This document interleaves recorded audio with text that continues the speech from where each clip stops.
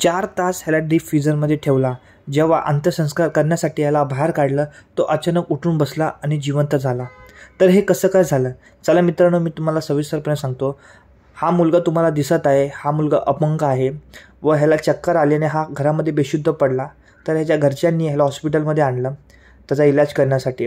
मग डॉक्टरने त्याला चेक केला आणि डॉक्टरने सांगितलं की हा आता मेला आहे, ह्याला मृत घोषित केला. त्यानंतर त्याला डीप फ्रीझरमध्ये ठेवण्यात आलं. त्याला तब्बल 4 तास डीप फ्रीझरमध्ये ठेवलं. त्यानंतर डीप फ्रीझरमधून त्याला बाहेर काढलं अंत्यविधी करण्यासाठी. जेव्हा अंत्यविधी करत होते, अंत्यसंस्कार करत होते, तेव्हा जाळण्यासाठी त्याला ठेवणारच होते. तेवढ्यात तो उठून बसला आणि जागा झाला. त्यानंतर त्याला उचलून हॉस्पिटलमध्ये नेलं. त्यानंतर त्याच्यावर ट्रीटमेंट करण्यात आला. तर पहिला प्रश्न तर डॉक्टरवर उठलेला आहे की डॉक्टर काय करत होते? हा तर मुलगा जिवंत होता, तरी डॉक्टरने याला डीप फ्रीझरमध्ये का ठेवलं? जेवढे कोणी डॉक्टर होते त्या सगळ्या डॉक्टरांना निलंबित करण्यात आला आहे, कारण की एका डॉक्टरच्या हलगर्जीमुळे आज एक जीव गेला असता.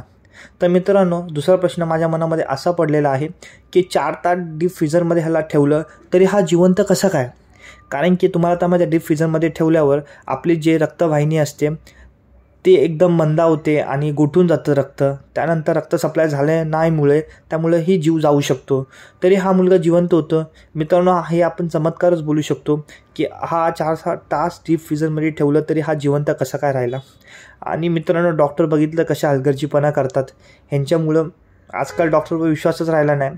म्हणून मित्रांनो, तुम्ही तुमच्या फॅमिलीमध्ये कोणत्याही मेंबरला तुम्ही हॉस्पिटलमध्ये घेऊन जातात, प्रत्येक गोष्टीची, प्रत्येक औषधाची आणि प्रत्येक काही असेल त्या हॉस्पिटलमधल्या गोष्टीची तुम्ही स्वतः खात्री करून घ्या की नक्की काय चाललं आणि काय होतं आहे.